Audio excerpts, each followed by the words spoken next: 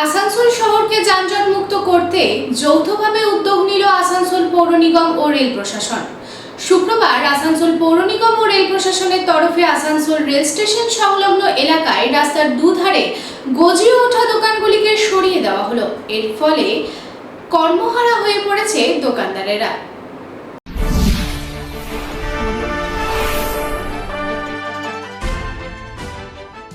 বর্ষা এলে নানা রকমের সমস্যার সম্মুখীন হয় শিল্পাঞ্চলের মানুষ। তাই রাস্তার ধারে দোকানগুলির ভিড়ের ফলে বেশ সমস্যার মুখে পড়তে হয় সকলকে।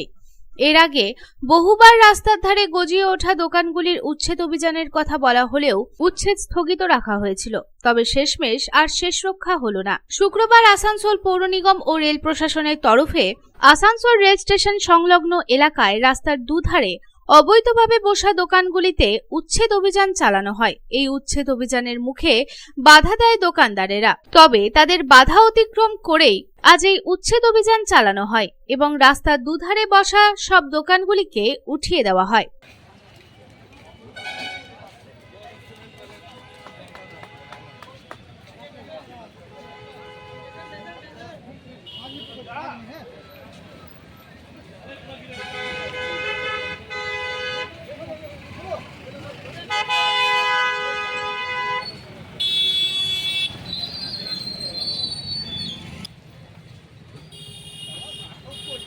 এই প্রসঙ্গে আসানসোল পৌর নিগমের মেয়র পরিষদ সদস্য গুরুদাস চ্যাটার্জি জানান, সব জায়গাতেই উচ্ছেদ অভিযান চালানো হচ্ছে। যেগুলি রেলের জায়গা বা কর্পোরেশনের জায়গা, সেগুলিতে অবৈধভাবে বসতে দেওয়া যাবে না। দিন দিন বেড়েই চলেছে আসানসোলের পপুলেশন।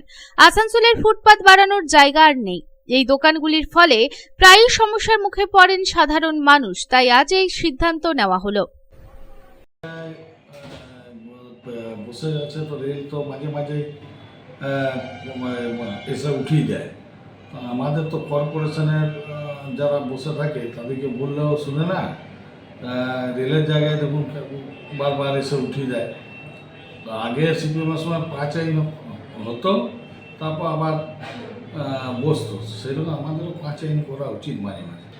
যেমন এইটাই তো সবথেকে বড় মুশকিল, যারা হকার আছে তারা বোধহয় এটা আমাদের সম্পত্তি হয়ে গেল। তো রাস্তা ছেড়ে দিতে হবে। আপনি চেন্নাই যান, নিয়ে যান, সেখানে দেখবেন ঠেলাতে এনে বিক্রি করে, আবার ঠেলা নিয়ে রাতে চলে যায়।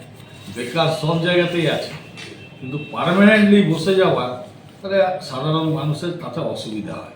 এটা হকার দিকেও চিন্তা করতে হবে, তারাও করে খাক, আমরা বলবো না করে।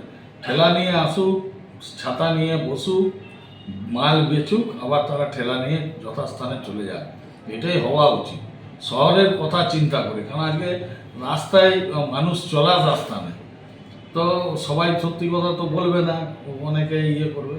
তো সত্যি করেই যে যারা হকার ভাইরা আছেন তাদেরকেও বলবো, আপনারা চিন্তা ভাবনা করুন। আস্তে আস্তে পপুলেশন কিন্তু বাড়ছে, দিন দিন কমছে না। অন্যদিকে এই প্রসঙ্গে দোকানদারেরা জানাচ্ছেন, তারা দীর্ঘদিন ধরে এই জায়গাগুলিতে দোকান করে এসেছে।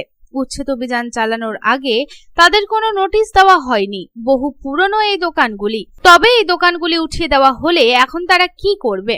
দোকানগুলি সরানোর ফলে তাদের প্রচুর ক্ষয়ক্ষতি হয়ে যাবে।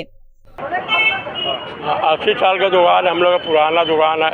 अब बिना बोले एकदम आगे हटाने का ठीक कर रहा। हम लोग बोलिए हम लोग काम नहीं करे कैसे खाएंगे? 11 परिवार है, 80 साल पुराना हो गया, सब कुछ देख रहे हैं यहाँ पर।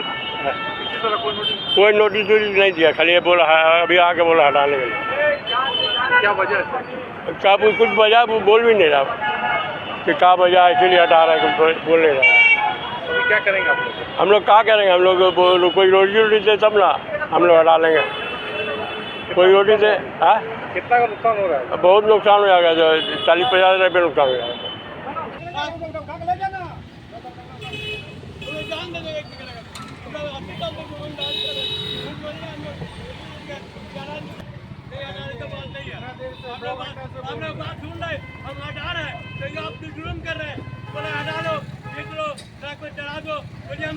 আসানসোল থেকে সন্তোষ মণ্ডলের রিপোর্ট, पब्लिक टाइम्स। रानीगंज शहर की लाइफलाइन एनएसबी रोड से सटे पॉश रेसिडेंशियल एरिया में श्रीजी बिल्डर्स एंड डेवलपर्स लेकर आया है श्रीजी टावर्स। श्री श्याम मंदिर एवं अमृत कुंज आश्रम के निकट सदानंद चक्रवर्ती लेन में खुले एवं सुनहरे वातावरण में बन रहा है श्रीजी टावर्स। आपके बजट में फिट होगा अत्याधुनिक सुविधाओं से लैस श्रीजी टावर्स की 2 and 3 BHK flats. Shreeji towers के ब्लॉक ए में 900 स्क्वायर फीट से लेकर 1200 स्क्वायर फीट और ब्लॉक बी में 1000 स्क्वायर फीट से लेकर 1300 स्क्वायर फीट के 2 and 3 BHK फ्लैट्स होंगे उपलब्ध। इस रेसिडेंशियल टावर में आपको मिलेगी 24 आवर पावर बैकअप और सिक्योरिटी की सुविधा। इसके अलावा कम्युनिटी हॉल, जिम्नेशियम, लिफ्ट और पार्किंग स्पेस की सुविधा होगी उपलब्ध। अब अपने घर का सपना होगा पूरा। अधिक जानकारी के लिए संपर्क करें 9614147280।